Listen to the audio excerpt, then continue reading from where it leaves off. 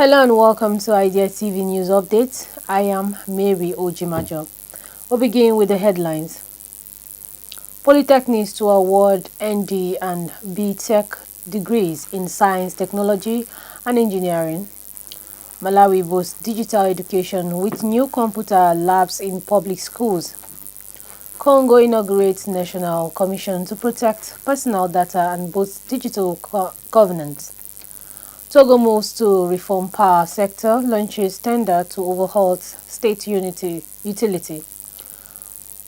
Monetizing Africa's FG Edge, how developers are turning network IPLs into innovations. And away from Africa, Trump launches Board of Peace at Davos amidst global scrutiny. In business, officials rate closes at 1.423 NAIRA as NAIRA parallels market hit 148.6 NAIRA. And finally in sport, CAF Champions League's big clashes set for Friday. Now the news in full. The National Board for Technical Education (NBTE) has approved polytechnics to award national diplomats (ND) and Bachelor of Technology B.TECH degree in Science, Technology and Engineering programs, while non-science courses will continue under the HND framework.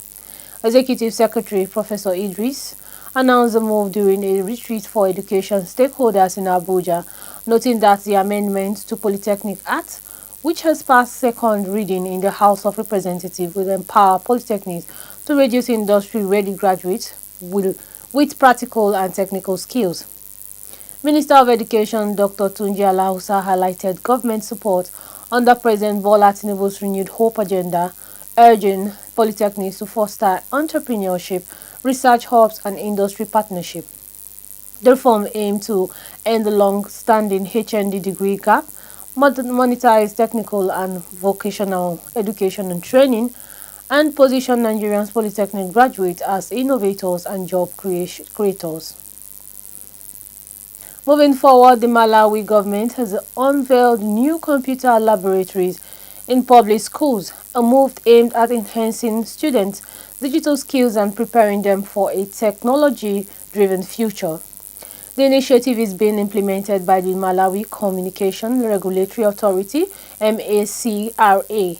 Speaking during an inspection at St. Peter's Community Day Secondary School in Balaki District, Minister of Information and Communication Technology Dr. Shedrack Namasoba highlighted the labs will modernize technical support, independent research and equip learners with essential digital competence aligned with Malawi's long-term development plan. The project has been welcomed by community leaders and educators. MP John described it as a strong commitment to equitable access to quality education, particularly in rural areas, while Headmistress Sister Linga Komacho noted that the school's 268 students stands to benefit from improved teaching delivery and stronger academic performance. In another news, the Republic of Congo has officially launched its National Personal Data Protection Commission, a key step in strengthening digital governance and safeguarding citizens' information. The commission was established under Decree number 2/2025-538, completing the framework set by Law number 29/2019. Minister of Digital Economy, Leo Abumbo, said the commission will ensure data processing respects international standards, including lawfulness, transparency, protection and security, while protecting citizens' rights and privacy. Leadership position, President, Vice President and reporters have been elected to give the body operational authority. The Commission is tasked with monitoring compliance, advising public and private entities and promoting a trustworthy digital ecosystem. Minister Abombo emphasizes balancing innovation with right protection and pledges government support while respecting the Commission's independence. The initiative is expected to strengthen public confidence, attract investments, and position Congo as a responsible digital governance leader in the region. Togo has launched a tender for consulants to support the restriction of the state-owned electricity company campaign energy, though as part of the broader effort to modernize the country's power sector. The initiative under the Inclusion Development Through Electricity Access idea, projected and funded by the World Bank's IDA, aimed to strengthen governance, improve operational efficiency, and develop a more elegant organizational structure for CET. The Constitution will review government financial management, billing system, and human resources and explore medium-term reorganization options, including the creation of subsidiaries for certain activities. Authorities cited ongoing technical and commercial losses of 16% annually, equivalent to roughly 30 billion CFAs francs, driven by distribution failures, billing gaps, and fraud. Interested firms have until February 15, 2026 to submit expressions of interest for the consultancy. Across Africa, the conversation around 5G has often focused on speed and connectivity, but the real opportunity lies in programmable network. By opening 5G capability through APIs, telecom operators are reforming infrastructure into platforms that African developers can build on, creating locally designed, globally scalable products. These APIs unlock functions like network authentication, quality of service, billing, and location intelligence, giving developers access to tools that were previously locked inside telecom system. The result app that integrated directly with the network, from fintech identifying, verification, and logistic tracking to healthcare prioritizing and immersive media experience. Industry leaders like Ericsson and Nokia emphasizes that monetizing the network age doesn't just generate revenue for operators, it empowers local developers, build digital skills, and enable Africa to shift from a consumer to a producer in the global digital economy. With supportive ecosystem, clear APIs, and regulatory banking, FG is poised to become a launchpad for homegrown innovation across the continent. We'll go on a quick break now. The news continues when we get back.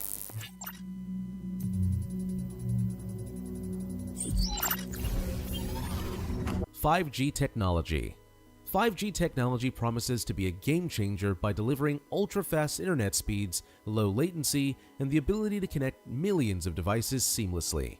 It's going to fuel the future of smart cities, autonomous vehicles, and IoT devices, allowing them to communicate in real time. However, 5G rollout isn't without hurdles. High costs of infrastructure and regulatory issues in some regions have slowed down implementation. By 2026, the 5G market is expected to be valued at $667.90 billion, with the US, China, and South Korea leading the change. The challenge? Cybersecurity risks and data privacy will remain top concerns as more devices become connected.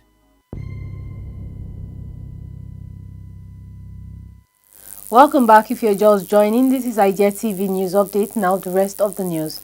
And away from Africa, President Donald Trump officially launched his new Board of Peace at the World Economic Forum today, unveiling a $1 billion membership body aimed at resolving international conflict, including Gaza and potential reviving the United Nations. The ceremony included leaders and officials from 19 countries, mostly Trump-allied, such as Argentina's Javier Milei and Hungary's Viktor Orban. Membership, however, comes with $1 million fee, promoting citizens that the board could become a pay-to-pay version of the UN Security Council. Notable, the UK and France declined to participate, citing skepticals over the board's legitimacy. Trump confirms the board would work in conjunction with the UN, but invited Russia's President Putin, drawing concerns from the US allies. Israeli Prime Minister Benjamin and other leaders have expressed conditional participation. Trump also announced his plans to meet Ukraine's president in Davos to advance ceasefire talks, with his envoy who will travel to Moscow to meet Putin. The launch coincides with Trump's effort to negotiate transatlantic defense agreements, including a Greenland patch with NATO, and comes amidst ongoing crisis of his global peace record and ambition to reshape international conflict resolution.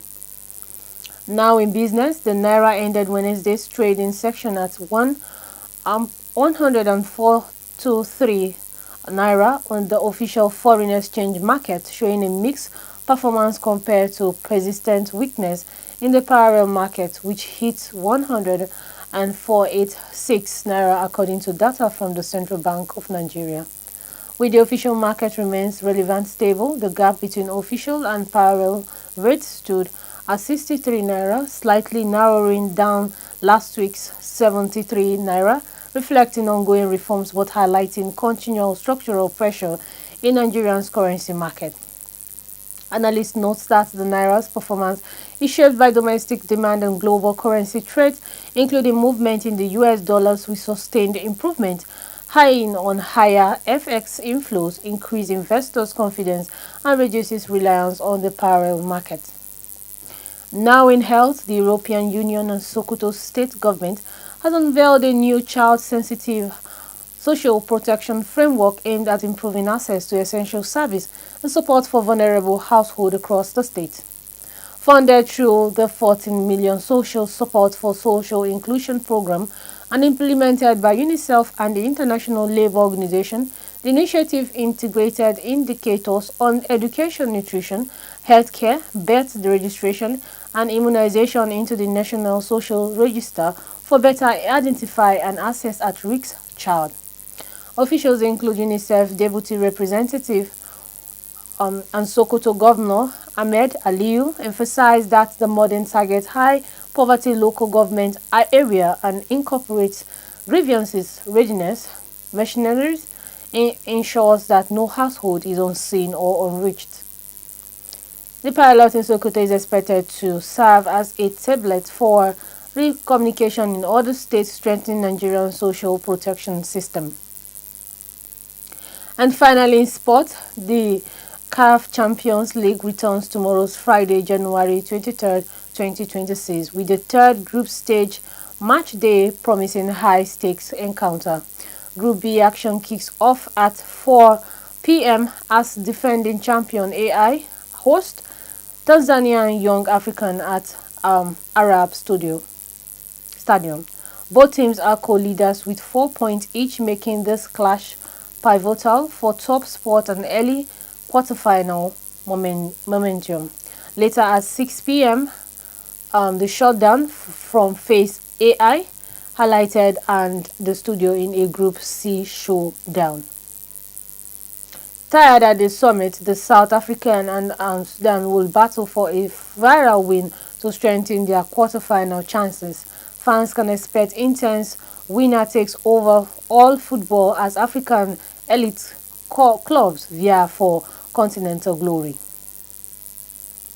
That's all we have for you on Nigeria TV News Update. But before we go, here's a recap of the headlines. Polytechnics to award ND and B.TECH degree in Science, Technology and Engineering.